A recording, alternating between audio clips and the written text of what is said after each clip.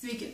Jūs žiūrite antrąjį video iš universalių dėsnių video serijos. Esu Justina Vasilevičiūtė, traukos dėsnių coachingo specialistė ir trenerė.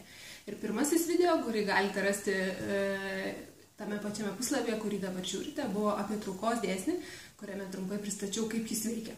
O šiandien apie sąmoningo kūrimo dėsnį ir apie tai, kaip jis padeda jums sukurti daugiau to, ko jūs norite savo gyvenime. Sąmoningo kūrimo dėsnio apibrėžimas skamba taip.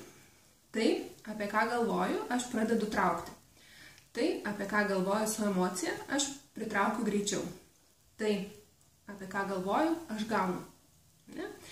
Dabar, koks skirtumas tarp traukos ir sąmoningo kūrimo dėsnių, tai tas, kad traukos dėsnis tiesiog veikia. Ne? Mes tiesiog pritraukiam tai, į ką koncentruojamės ir tai, į ką atkreipiam dėmesį. Ne? Tai jeigu koncentruosimės į problemą, ką dažnai darom, kai norim išspręsti problemą, mes į ją koncentruojamės ir ko tada pritraukiam daugiau problemų. Nes traukos dėsnis visada mus palaiko, visada veikia ir visada atsiunčia mums tai, ko mes norim.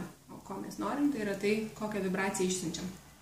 Tuo tarpu sąmoningo kūrimo dėsnis sako, kad mes pritraukiam tai, apie ką sąmoningai renkamės galvoti. Ne? Tai šitam pavyzdį su problema, kur kas geresnis dalykas būtų galvoti apie sprendimą, ne, arba išeitį. Tada, kai aš galvoju apie sprendimą, tada pritraukiu daugiau sprendimų. Ne, ir tada traukos dėsnis gali atsiųsti netikėčiausių išeičių iš situacijų, apie kurias mes galim net nežinoti.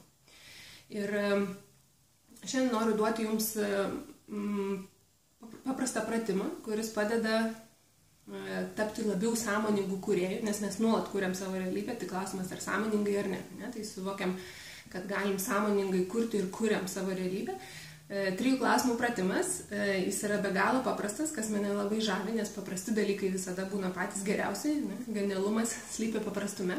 Tai 3 klausimai. Pirmas klausimas, visada paklausti savęs, ko aš noriu. Antras, kodėl aš to noriu. Ir trečias, kaip aš noriu jaustis. Pavyzdys. Aš darydama šitą video klausiu savęs, ko aš noriu. Ir aš noriu pristatyti antrąjį iš 8 universalių dėsnių serijos sąmoningo kūrimo dėsnį. Kodėl aš to noriu? Todėl, kad noriu kuo didesniai žmonių auditorijai pristatyti universalius dėsnius ir suteikti įrankius, kad jie galėtų jais naudotis.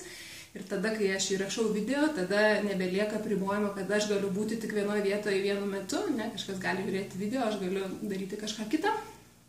Ir trečias klausimas, kaip aš noriu jaustis, tai aš noriu jaustis džiaugsmingai, nes noriu žinoti, kad vis daugiau žmonių gali susipažinti su universaliais dėsniais, juos taikyti ir pritraukti daugiau gėrio ir džiaugsmo į savo gyvenimą.